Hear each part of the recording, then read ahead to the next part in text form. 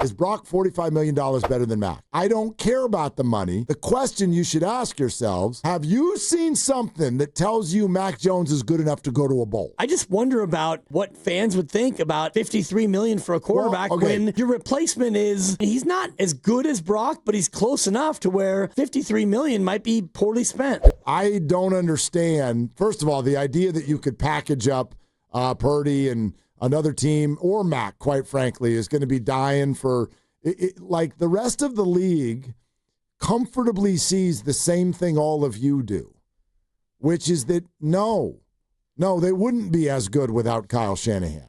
They wouldn't. And that's okay. That's okay.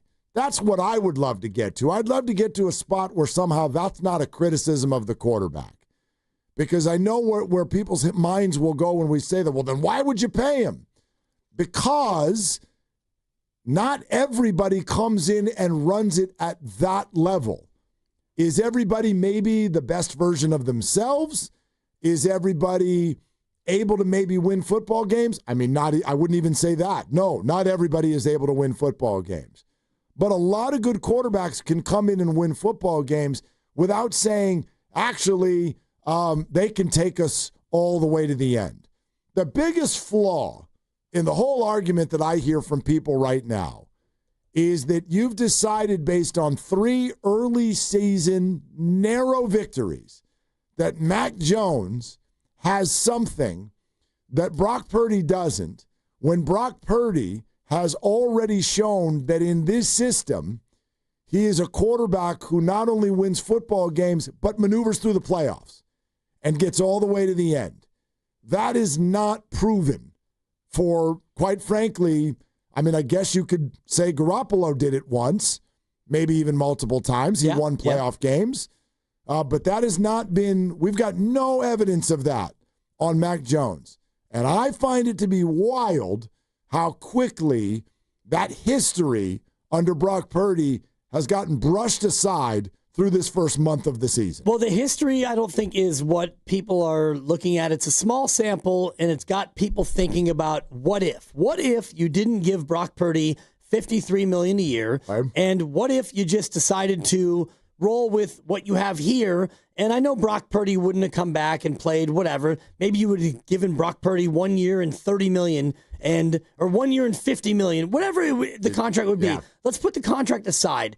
I do think the hypothetical that people are wrestling with is, what if you had Mac Jones and Brock Purdy and the contract wasn't the thing? Like, what would you want going forward? Would you want Mac Jones for a bargain, or would you want Brock Purdy for $265 million? Brock Purdy. Right. I don't think that everybody agrees with you. But I'm not trying to go 4-1. I'm trying to win the Super Bowl. This is the big thing, and it sucks. It sucks so bad because Mac has been so impressive. Oh, yeah. Mac has been such a warrior. My guy. Such a warrior. I don't want to do anything that diminishes how incredibly impressive this is. But all of you who think this way are taking 3 early season victories, 1 by 3 in overtime, 1 by 1 against the Cardinals, and 1 by 5 against the New Orleans Saints. You're taking those 3 victories, and you are now deciding that that is evidence of Super Bowl level prowess. And I think that that's absolutely crazy. What have you seen? We were exhausted and amazed Thursday night. Yeah. Super Bowls are not built off of, wow, how the hell did we do that? Super Bowls are built off of, yeah, dude, eat that. We just came into your building and showed you what's up. Well, we don't know what Super Bowls are built off of here. Yes, it's been forever. Yes, we do. It's been 30 years. Dibs, come on. You're with me, But you're with me. He's been right up against the end of the season twice. Sure. In a very, very early career. He has. And when those seasons were rolling, we were watching a football team that was pounding people. Right. They were strutting into people's buildings like what? Well, you didn't strut into Philly, and then his injury proneness. I think you did strut into Philly. Well, I mean, I think you did. You didn't have the lead till Josh Johnson got you in the end zone. And well, but that's a he fact. got hurt. He did strut into Philly once He got hurt kicked Philly's in the butt. regular season. Yeah, I understand. We don't have your point is about the playoffs. And so I think that it's right for people to wonder, especially for next year when the 53 kicks in, what could that $53 million actually mean? And you and I were talking during the break about Deebo Samuel, and turns out Deebo has not lost a step. He actually might have gained a step. And I don't know how much of yesterday you watched. Actually, I do. You watched all of it because you're a junkie. Yep. You are like the people I pass by on my way to walk to the parking garage. You're a junkie. I got no reason to not be there, dude. Deebo Samuel he did not lose a step. No. And so I'm not saying that he was a cap casualty. He was a casualty of a lot of different things. But next year, if you had that $53 million, could you not think that you'd be a better team? You're allowed to think that, and that's completely fair.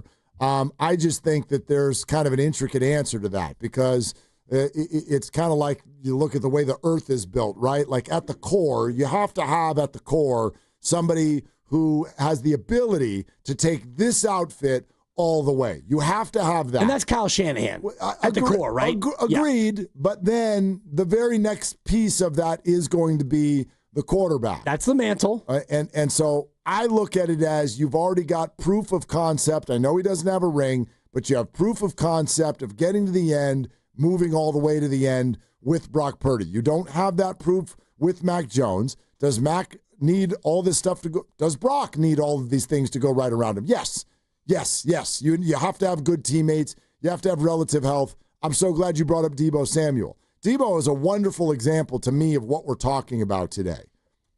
Why did Deebo Samuel suck last year? Because now I'm going to take away from you the idea that he's dust and that he's lost it and that he's washed. We have 1,000 text messages in our archives. Yeah. Deebo is washed. It's because of Brock Purdy, Mark. But he's not washed. So why did Deebo stink last year? Because they all stunk. Like, the offense was not good. Why did they all stink? I'm going to point the finger at Brock Purdy. Why? No, you're not. You're being sarcastic. I'm totally being sarcastic. Because everything with the organization was rotten from the inside out last year for about 132 different reasons. The majority of them were not good last year. Right. Like Kittle was good, and that might be the end of the list. Yeah. Juwan was awesome. Your defense stunk. Your defensive coordinator was in over his head. Your running back was hurt. Your running back was hurt. Your star receiver dragged the whole organization through Your a tackle thing. missed a bunch of games. Missed a bunch of games. All of it. We don't need to redo history. Nope. You all were here. So when you come out of last year and what you come up with was, well, Brock wasn't very good. That's like somebody putting a 7-course meal in front of you. You take one bite of a little cucumber and you don't like it and you're like, crappy meal. You got to look at this whole damn thing. Sure, Brock was kind of mediocre last year, and there are reasons for that. And this put a cape on and just grab crappy organization and take it to the promised land by yourself because we paid you thing is cartoonish. It's rare. It doesn't exist. Well, I mean, Mahomes has kind of done that, and he did it with a great offensive line and a great defense and the best defensive coordinator in football. So, coach, and you and I always talk about complementary football, and like last year is a great example where your defensive coordinator was not ready for the job, and your defense wasn't good enough. Your offense struggled. You had injuries, and this year you've got a great defensive coordinator who's doing a lot of good things with your defense. And so, yeah, Mac Jones looks better now than Mac Jones would have looked last year. I totally agree with you, but I just wonder about, what fans would think about $53 million for a quarterback when your replacement is, he's not as good as Brock, but he's close enough to where $53 million might be poorly spent. Is Brock $45 million better than Mac? No. Of course not. But I don't think that's relevant. Because all Brock has to be is this much better than Mac. And I'm holding my fingers pretty close together. It's pretty small. That's it. I don't care about the money. The question you should ask yourselves is Mac Jones, have you seen something that tells you Mac Jones is good enough to go to a bowl? I haven't. I could be wrong, but I've not seen something that tells me, I bet that guy could lead a team to a Super Bowl. I don't need to ask that question with Brock Purdy. I already know it to be true. even though he did not win the ring. Right. So and he got there with an amazing cast of characters who all were healthy. And often, whoever goes to the Super Bowl has an amazing cast of characters, just like Jalen Hurts did last year. Jalen Hurts has an amazing, like a freaking amazing, the best offensive line in football, the best running back in football, a 30 million receiver over there and a 25 million receiver over there, and a phenomenal tight end and a great defense and all of it. He had all of those things. It's okay to be surrounded by greatness. It does not make you weak. I know Brock Purdy can go to a Super Bowl, so if he can and Matt can't, then that to me is worth infinity.